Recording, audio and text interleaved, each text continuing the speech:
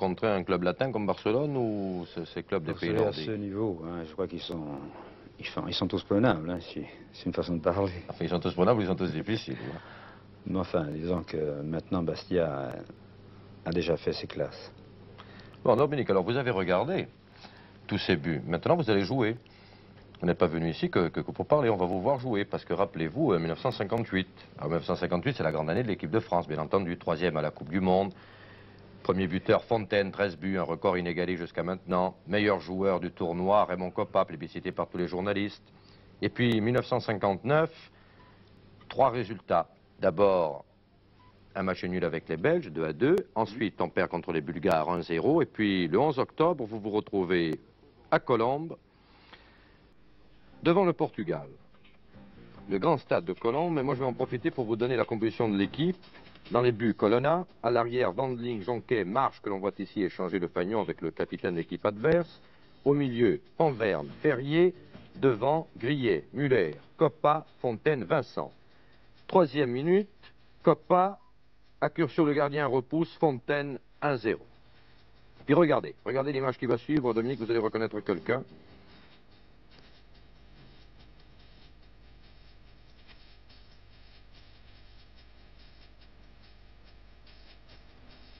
Voilà, le tir est à côté. Vous trouvez comment? Vous avez un peu changé. 11e minute. Coppa, Fontaine, but Grillet, 2-0. Ça allait bien pour l'équipe de France ce jour-là.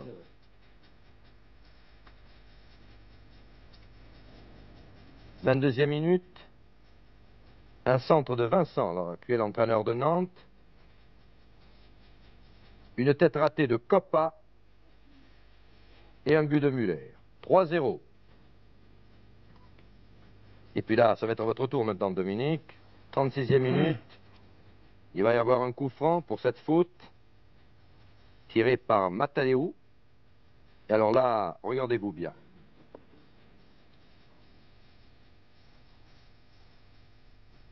Ma place, c'est oui. Ah bon. C'est un aveu. 41e minute. Un tir repoussé. Une première fois, vous repoussez encore et Cavem marque. Qu'est-ce qui vous est arrivé là? C'est pas de glisser, ça. 3-2. C'était le score à la mi-temps. Sous les yeux de messieurs Chaban-Delmas et Herzog. 54e minute, Coppa, Muller, Panverne, et regardez, Justo Fontaine, caractéristique, 4-2. 2 buts déjà pour Fontaine, mais ce n'est pas terminé, ni pour Fontaine ni pour l'équipe de France. 58e minute, Vincent encore lui, centre, tête Fontaine, et 3e but pour Justo, 5-2. Et il y aura encore un but, mais entre-temps, vous allez quitter le terrain, Dominique, on va vous voir. Ici, oui. Piantoni et Batteux. Oui. Voilà. Vous laissez la place à Lamia, là. C'est Lamia qui rentre, oui. C'était un match amical, il faut le souligner. À l'époque, on jouait beaucoup de matchs amicaux sur le plan international, il n'y avait pas de compétition. Voilà, Lamia qui, Mathieu, ne fait pas de détails, ne fait pas de cadeaux plutôt. Dernier but, et très belles images, 5-3. Grande victoire de l'équipe de France, c'est un match passionnant à suivre. À souligner d'ailleurs... la qualité de ces images, vous savez qu'à l'époque les caméras n'étaient pas aussi perfectionnées, eh bien il faut souligner la qualité de ces caméramans de l'ORTF de l'époque qui déjà réalisaient de si beaux montages. Vous avez vu ces buts que l'on voit très bien, ces actions que l'on suit depuis le début et ça n'est pas toujours facile. C'est vrai. Alors qu'est-ce que ça vous inspire comme réflexion, ce genre d'image que vous voyez maintenant? D'abord vous avez fait 2 fautes là. Oui, une de placement, une de main. Non, mais je vous rassure aussi, il faut le dire au public. Ça, ce sont les buts qu'on voit. On n'a pas vu non plus quand vous avez sauvé ou quand vous avez arrêté le ballon. Ça, c'est certain aussi. Ouais. Non, mais à l'époque, tout à l'heure, je soulignais que, bon, si on fait une comparaison avec le football d'aujourd'hui, encore, je n'aime pas beaucoup ça, mais il est certain que le public peut penser que le football se jouait assez là. C'est un peu vrai, d'ailleurs, parce que d'abord, c'était un match amical. Donc il n'y avait pas de résultat au match aller et donc il ne fallait pas assurer le résultat. Donc ça jouait incontestablement plus là. Ce n'était pas tout le temps le cas, hein, parce que quand nous jouions à Reims, des fois nous avions l'impression qu'ils jouaient à 12 ou 13 devant. Hein. Mais incontestablement, maintenant on a une impression de plus de mobilité, de puissance, c'est peut-être pas, parce qu'on avait des gars qui étaient puissants aussi à l'époque. Vous ne voulez pas convenir que le football actuel est plus physique, je vous vois venir. Mais tout à l'heure, Physique, nous non, au allons... contraire. Moi, je dirais qu'actuellement, le football redevient, grâce à Dieu, de plus technique. Ah bon, vous n'estimez pas qu'il est plus c'est- physique qu'à votre époque?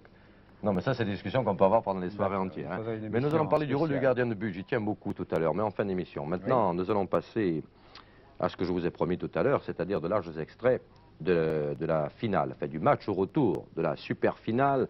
Vous savez que depuis 2 ans, pour des besoins de recettes uniquement, on oppose le vainqueur de la Coupe d'Europe au vainqueur de la Coupe des Coupes. Vous direz que ce n'est pas inintéressant, puisque chacun a gagné une Coupe européenne. Eh bien, c'était le cas. Alors, au match aller, nous avions acheté le match et nous sommes restés un peu déçus. Un partout entre Hambourg et Liverpool, ça n'avait pas été très brillant, malgré quelques crochets, quelques feintes du Kigan.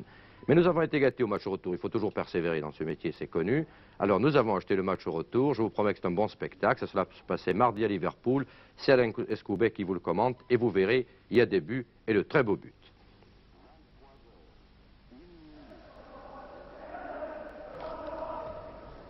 Le voici donc, ce match retour entre Liverpool et Hambourg, avec la composition de l'équipe de Liverpool d'abord.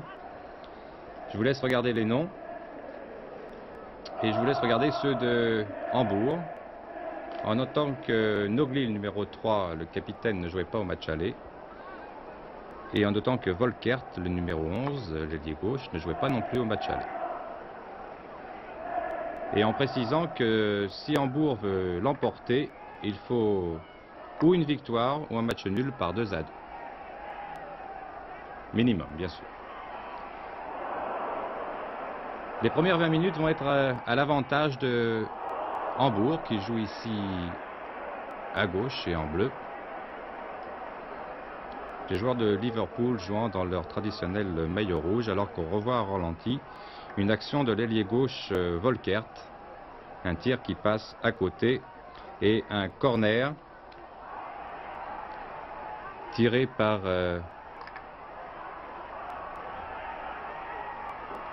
l'Allemand Volkert. Et encore une attaque de Hambourg qui ne donnera rien. Et un dégagement du gardien anglais Clements. Et encore Hambourg à l'action. Hambourg qui a dominé, entre guillemets, pendant une vingtaine de minutes. Grâce à Kigan en particulier, que voici. Et qu'on va revoir au ralenti. Kigan qui était le joueur vedette de Liverpool il n'y a pas si longtemps.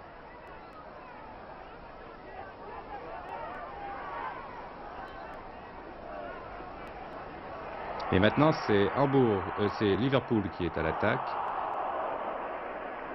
Un dégagement devant le public. Il y avait 35 000 spectateurs au stade d'Anfield Road à Liverpool. Une attaque des Allemands qui échoue. Et une contre-attaque de Liverpool ici,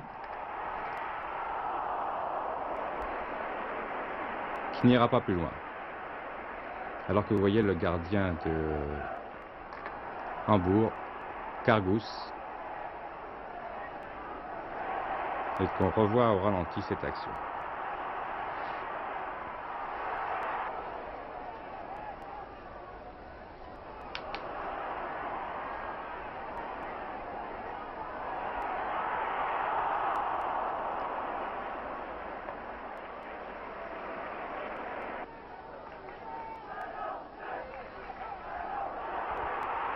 Le premier but marqué par Liverpool.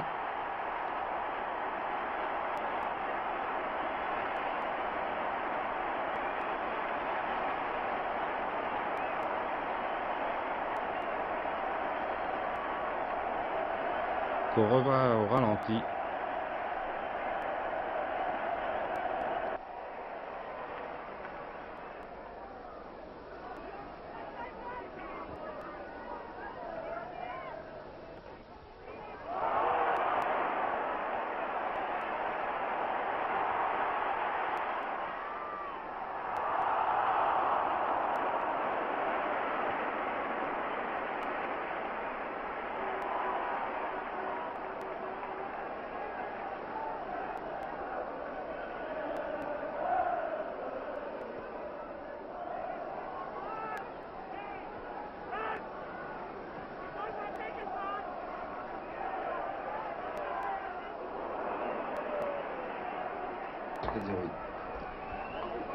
Et un tir de Volkert à côté.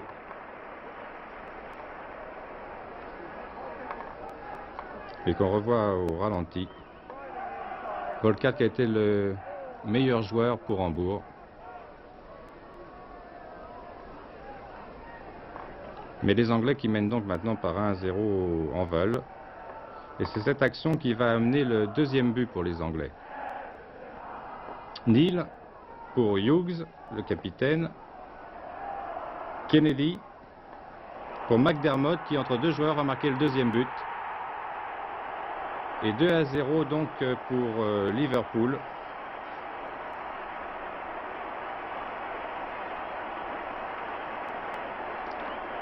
Kennedy, McDermott, tout seul entre deux joueurs. Et un tir que Kargus ne peut contrôler. Un but superbe.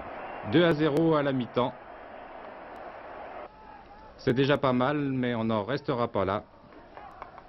Et la deuxième mi-temps va reprendre à peu près comme elle avait commencé, avec une petite domination de Hambourg.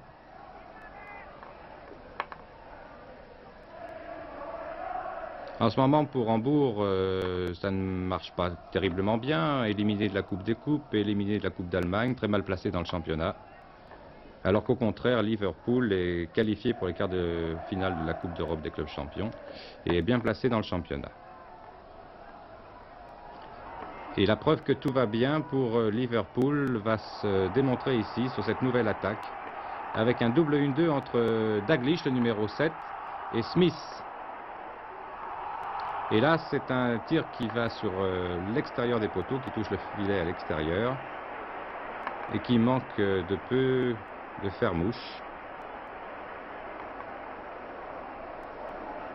Les Anglais mènent par 2-0, mais donc ça ne suffit pas. Ils continuent à dominer les Allemands de Hambourg. Hambourg va maintenant chercher à reprendre ses esprits et à ne pas être ridiculisé. Il n'oublie pas que la Supercoupe a été remportée dans les deux premières éditions par le vainqueur de la Coupe des Coupes aux dépens du vainqueur de la Coupe des clubs champions. La première fois par Kiev et la deuxième fois par Anderlecht. On se dit alors pourquoi pas 203. Mais là, les Allemands ont du souci à se faire.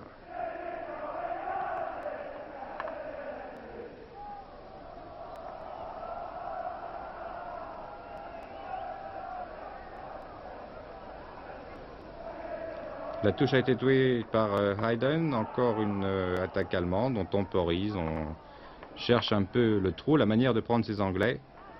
Pour gagner maintenant il faut 3 buts, ça devient difficile.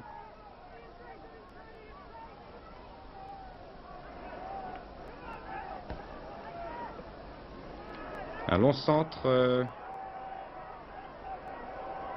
pour Keegan, mais une sortie de Clemens et un tir au-dessus de Magat. Et ce n'est pas encore sur cette action que les Allemands vont sauver l'honneur. On revoit Keegan, qu'on n'a pas beaucoup vu d'ailleurs pendant ce match. Clemens et Magat au-dessus des poteaux de gardien anglais. Et encore une action de Liverpool qui a fait plus que dominer ce match, non seulement par le score mais par la manière de jouer. Et le troisième but va venir sur cette action.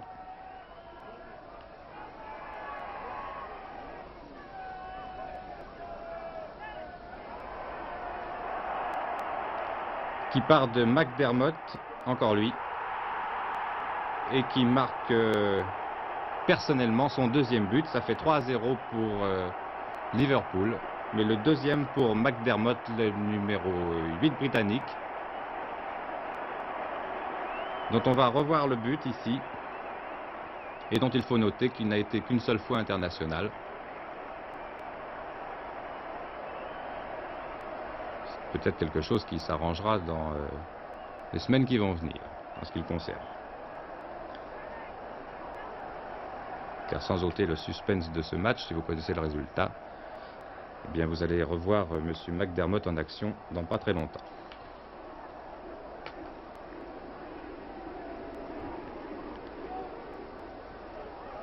Sur le nouvel engagement, Hambourg n'a plus rien à espérer. À 3-0, ça paraît plus que mal parti, plus que compromis. C'est une mauvaise année pour Hambourg, comme ça a été une mauvaise année pour le Bayern.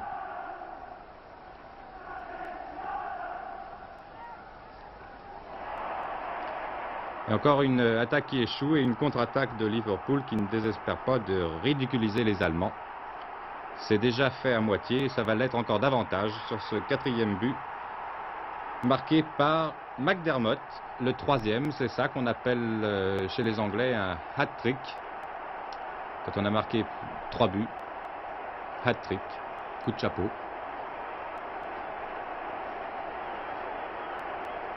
Partie de Kennedy.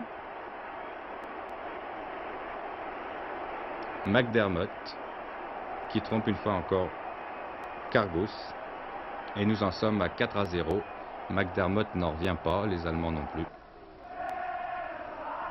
Et le public non plus qui scande sur l'air de je ne sais pas trop quoi.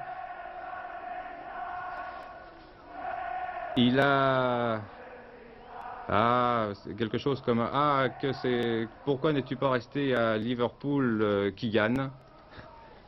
Effectivement, Keegan est parti à Hambourg. Il aurait peut-être été content de rester à Liverpool. En tout cas, les Allemands s'affolent un petit peu. Vous avez vu cette action, ce corner réalisé par Hayden sur un peu de panique de la part des Allemands. Le corner est tiré par McFerclough. On va trouver une tête de Thompson et un arrêt de Karius, mais il était temps.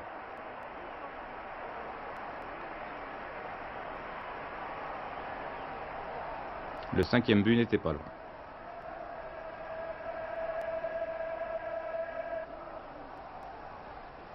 Et le 5e but n'est pas loin non plus sur cette action.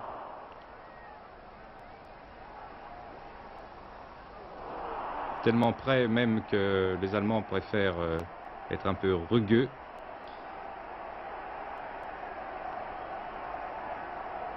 C'est une faute de Noglis sur Dalglish et donc un coup franc. Le mur se met en place. Il va être d'ailleurs très long à se mettre en place, à se mettre à la bonne distance.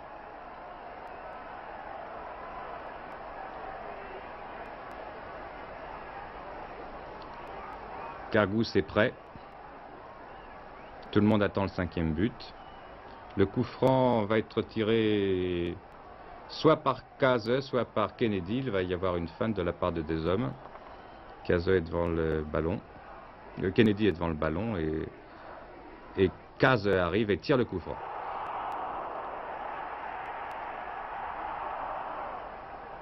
Le 5e but n'est pas pour tout de suite.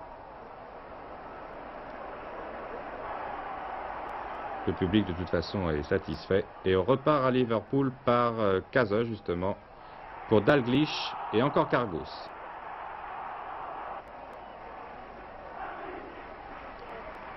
Dalglish qui remplace, sinon avantageusement, du moins parfaitement, Keegan.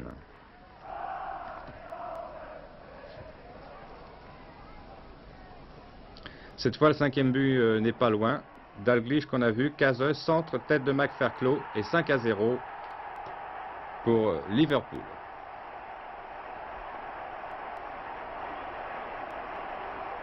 McFerclough qui a marqué le seul but du match aller, alors que c'était Keller pour Hambourg qui avait marqué.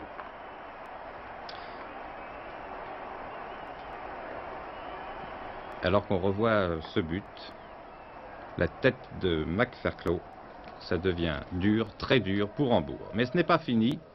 McDermott encore lui, qui veut passer à Johnson, qui à la mi-temps avait remplacé Highway, un peu souffrant. Et Rip a mis en corner. Le corner va être tiré par Kase.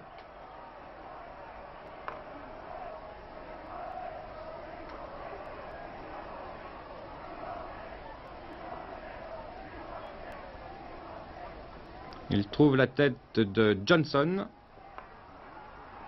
Karius repousse et Dalglish marque. Dalglish, le numéro 7, l'alter ego de Keegan. Et 6-0 pour Hambourg. Pour Liverpool, pardon.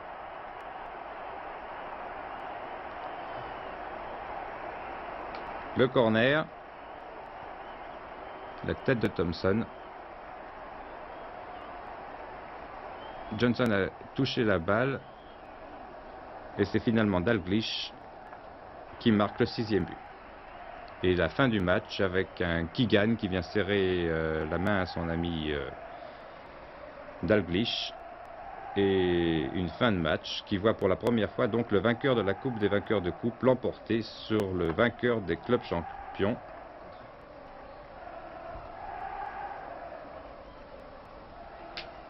Reste à cette super coupe d'obtenir ses lettres de noblesse. Merci Alain. Ah, ils n'ont pas été gentils les Anglais avec leur ancien partenaire qui gagne avec les Allemands, 6 buts. Puis alors, comme me faisait remarquer Dominique Colonna, même au 6e but, ils s'embrassent encore. Ils ne sont saturés ni de buts ni d'embrassades. Nous allons voir maintenant le profil de la 21e journée du championnat qui va se dérouler demain soir et dimanche. Nice, le leader, sera à Metz. Attention aux réactions du dernier. Marseille sera en danger à Laval, excellent 7e avec un match en moins. Strasbourg, 3e, se déplace aussi. Il ira à Paris. Monaco, autre 3e, a l'avantage de recevoir Bordeaux. Nantes va à Nîmes, battu chez lui par Valenciennes, mais cela n'arrive pas souvent, attention. Saint-Étienne à domicile devrait prendre 2 points contre Reims, théoriquement. Sochaux devrait rester maître chez lui face à Valenciennes. Lens, encore meurtri mais libéré, reçoit Lyon. Bastia accueille Nancy et Platini. Verra-t-on le Bastia de la Coupe d'Europe ou celui du championnat? Nous verrons bien. Et Rouen, qui est en plein redressement, mais 3 a besoin de points. Donc, match très indécis. Je voudrais profiter du temps qui nous reste, Dominique, pour que nous parlions un peu du rôle du gardien de but. Je sais que là aussi, nous ne sommes pas tout à fait d'accord, mais il n'y a pas de raison de ne pas l'exprimer. Moi, j'ai l'impression que le gardien de but, étant devenu moins spectaculaire avec l'apparition du libéro, c'est un rôle maintenant qui est moins en vue, disons, qui est moins en vedette. Ce n'est pas votre impression? Non, moi je dis que je ne discuterai pas sur la technique du gardien de but, parce que finalement on voit des gardiens de but qui sont bons, ils ne le sont pas d'une façon constante, les périodes sont, si vous voulez, assez rétrécies, et puis où ils ne s'expriment pas, c'est dans les grands matchs. Bon. Mais moi, la remarque que je voudrais faire, c'est surtout dans le jeu du gardien. On dit que le gardien c'est le dernier défenseur et c'est le premier attaquant. Et on a toujours considéré que si la dernière passe était importante au football, la première était prépondérante puisqu'elle conditionnait les autres. Alors que voit-on dans presque tous les matchs, il n'y a pas qu'en France, hein. On voit les gardiens pousser du geste avec les 2 bras, tous les joueurs devant, et une fois que tout le monde est installé, ils dégagent. Il est incontestable que dans ce cas, les balles vont 9 fois sur 10 au défenseur et on revient aussi vite. Alors moi, si on n'est pas d'accord, je pense qu'il faudrait quand même plus d'une émission pour parler du rôle du gardien, mais il est incontestable que le rôle du gardien devient de moins en moins spectaculaire. Donc s'il est moins spectaculaire, il n'a pas d'attrait, et les jeunes ne veulent pas venir occuper une place où c'est quand même quand on prend un but, on le voit très bien. Et comme l'information, comme vous l'avez vu tout à l'heure, même de notre temps, hein, et là, elle fait bien voir dans les coins et dans les recoins ce qui se passe. Il est certain que le gardien de but est un poste où les responsabilités sont grandes. Et peut-être que les jeunes n'en veulent plus. Bon, d'accord, Dominique, il y a un fait patent. Ce n'est pas pour dénigrer les gardiens actuels, mais la moyenne des gardiens actuellement en France est inférieure à ce qu'elle était de votre temps. En tout cas, il n'y a plus de gardien aussi connu que vous l'avez été, que l'a été Darwy, que l'a été Vignal, ou Ruminski, ou Hab, ou Bernard, et beaucoup d'autres. Bon, alors, est-ce qu'on a négligé le rôle du gardien? Est-ce qu'avant, il y avait une école de gardiens? Parce qu'on nous dit, par exemple, qu'en Yougoslavie, il y a une école de gardiens, alors c'est pour ça qu'ils ont de bons gardiens. Est-ce qu'il y avait un entraînement spécifique, ou est-ce que c'était une génération spontanée? Non, non, c'est qu'il n'y avait pas d'entraînement du tout. C'est qu'avant, il n'y avait que le gardien, et les tireurs, on se mettait devant le but avec des ballons, et on tirait. Il n'y avait que le gardien qui s'entraînait. Forcément. Bon. Et puis moi, je pense qu'un gardien, souvent, le recrutement n'est pas fait. Si vous faites un recrutement en entraînement, un gardien s'exprime assez facilement en entraînement. Mais moi, je persiste à croire que, surtout en ce qui concerne le jeune se développe, et puis on le voit dans le jeu et par le jeu, et non pas à l'entraînement. C'est une grosse erreur d'attendre qu'un gardien se révèle à l'entraînement. C'est dans le jeu. Parce que finalement, ce qui compte, c'est le calcul de la trajectoire de la balle. Ce n'est pas tellement le geste spectaculaire si la balle passe à côté. Bon, ben, c'est ça qui est important. Et moi, je le dis, peut-être que j'ai peut-être tort, mais je ne crois pas à la valeur de l'école de football pour les gardiens de but. Voilà, ben c'est définitif. C'est tout aussi le mot de la fin, Dominique. Nous vous souhaitons un bon séjour en Corse, puisque vous allez y retourner bientôt. Quant à moi, je vais vous dire bonsoir. Bien entendu, on vous donne un rendez-vous vendredi prochain, toujours à 22h15, pour un 13e numéro de Téléfoot 1, qui sera le dernier de la série d'ailleurs de ce trimestre, mais nous nous retrouverons, j'espère, en janvier. Voilà, merci, bonsoir de votre attention, et maintenant, le petit générique que vous attendez. Il arrive.